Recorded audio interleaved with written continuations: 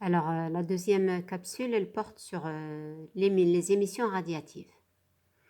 Alors, dans un article de 1917 qui est intitulé De la nature quantique du rayonnement, Einstein propose une interprétation à la loi du corps noir, exactement à la densité d'énergie volumique unue du rayonnement d'une cavité quand elle est portée à une température T. Einstein suppose que chaque atome constituant la cavité est un système quantique qui ne prend que des valeurs discrètes d'énergie. Donc, c'est ce qu'on a, nous, étudié comme la quantification des niveaux atomiques, et ça rentre dans l'hypothèse de Planck. Il suppose également que les électrons peuvent passer d'un niveau d'énergie E1 à un niveau d'énergie E2 en absorbant un photon qui a exactement l'énergie correspondant à la transition E2-E1. Par ailleurs, il suppose que les électrons peuvent se désexciter, soit de manière spontanée, soit de manière induite par un rayonnement, une émission qu'on appelle stimulée ou induite. Alors que l'émission spontanée est proportionnelle uniquement à la concentration d'électrons dans l'état excité N2, l'émission stimulée, quant à elle, est proportionnelle en plus du nombre d'atomes à la densité spectrale d'énergie unue. Donc, je reviendrai sur ce point ultérieurement. Alors, cette chose-là est résumée sur le dessin suivant. Dans le phénomène d'absorption, un électron du niveau bas va passer vers le niveau supérieur en absorbant un photon qui a presque une énergie E2-E1. Dans l'émission spontanée, un électron qui appartient au niveau excité E2 va passer dans le niveau inférieur E1 en émettant un photon H nu. Dans l'émission stimulée, un électron qui se trouve dans l'état E2 excité, eh bien on va le stimuler par une absorption H nu. Ensuite, il va se désexciter en émettant deux photons H nu. D'accord ? Nous verrons plus tard que les propriétés du photon émis dans l'émission stimulée n'ont rien à voir avec les propriétés du photon émis dans l'émission spontanée. Alors, on va commencer par donc le phénomène d'absorption. Alors, lorsqu'un atome est soumis à une onde lumineuse, il peut absorber un photon. L'atome qui est à l'état initial E1 va passer à l'état E2 qui est supérieur à E1. Ce phénomène est aléatoire. On va appeler oméga 1, 2 la probabilité d'absorption ou de transition de toute façon pendant un intervalle de temps dt. Donc, Einstein stipule que le nombre d'atomes qui passent vers le niveau E2, il est proportionnel au nombre d'atomes dans l'état N1. Il est proportionnel à ce qui est déjà dans l'état N1.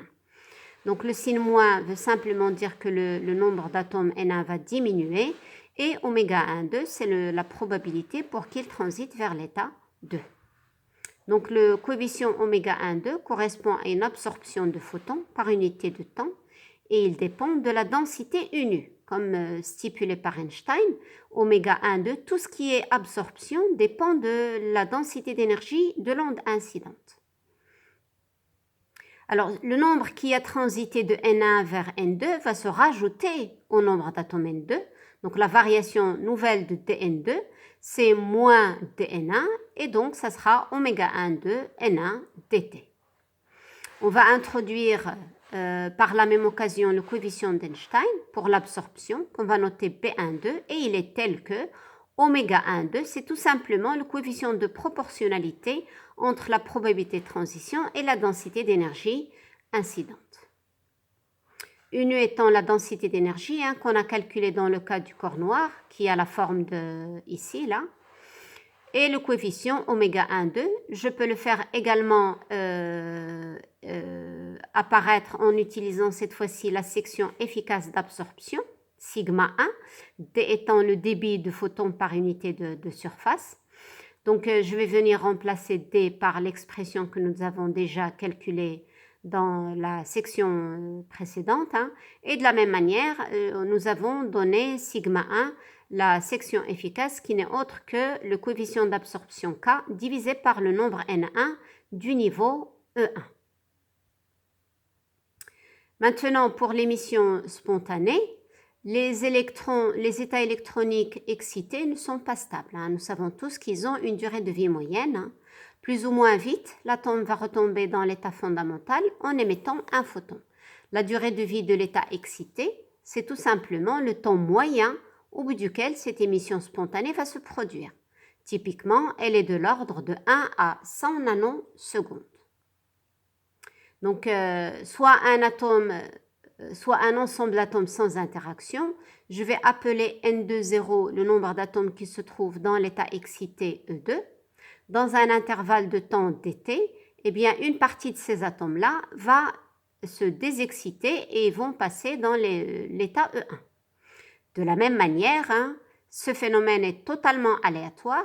Je vais introduire A de 1 la probabilité de transition et je vais écrire que le nombre d'atomes N2 qui va transiter vers E1, c'est tout simplement moins A de 1 N2, exactement comme tout à l'heure.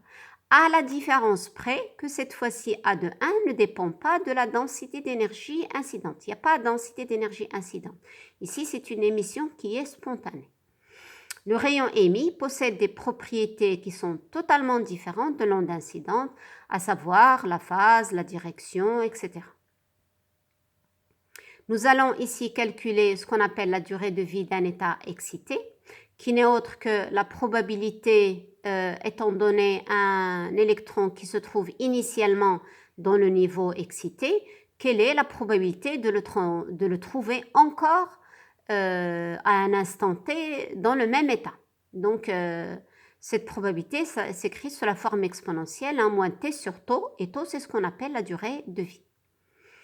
Alors, je vais quand même supposer que le temps que mettent les atomes dN2 à vivre dans l'état, si j'ose dire, dans l'état E2, il est cumulatif. Ça veut dire le temps total dans l'état E2, c'est T fois le nombre d'atomes que j'ai dans cet état-là. Je viens remplacer le dN2 par son expression. Ensuite, je vais venir simplement intégrer. Intégrer quoi? Eh bien, ce temps. Ça, c'est le temps total.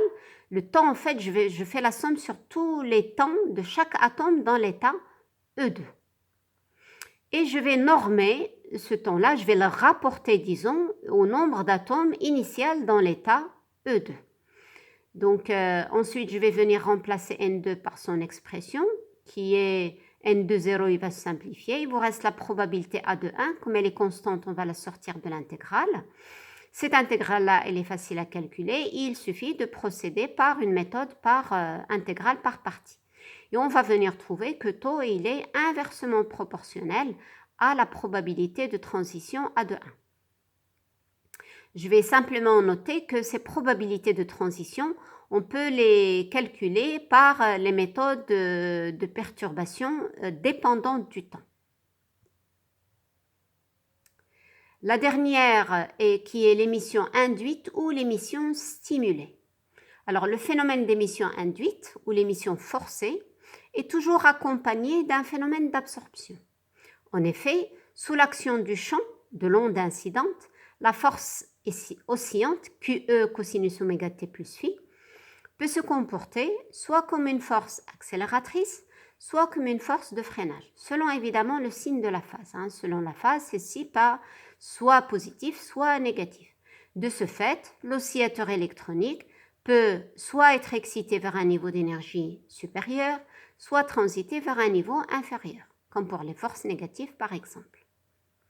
Donc, il y a une totale analogie entre ces phénomènes-là, ces deux phénomènes, lesquels?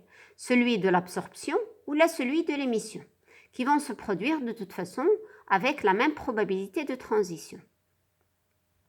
Le nombre d'atomes ayant transité vers le niveau 2 va donc être moins oméga de 1 N2 dt, exactement comme ce qu'on a vu tout à l'heure, sauf qu'ici, la probabilité de transition de 2 vers le niveau 1.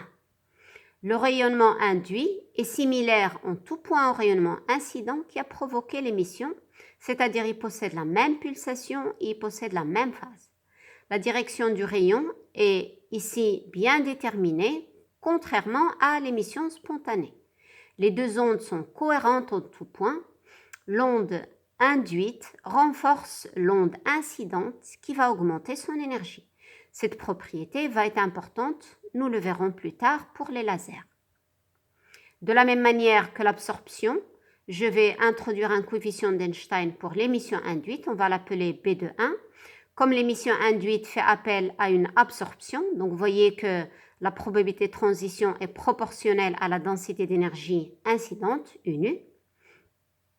Et de la même manière que précédemment, je vais venir lier la probabilité de transition de 2 vers 1 avec cette fois-ci la section efficace d'absorption pour le niveau 2, sigma 2, D étant le débit de l'onde.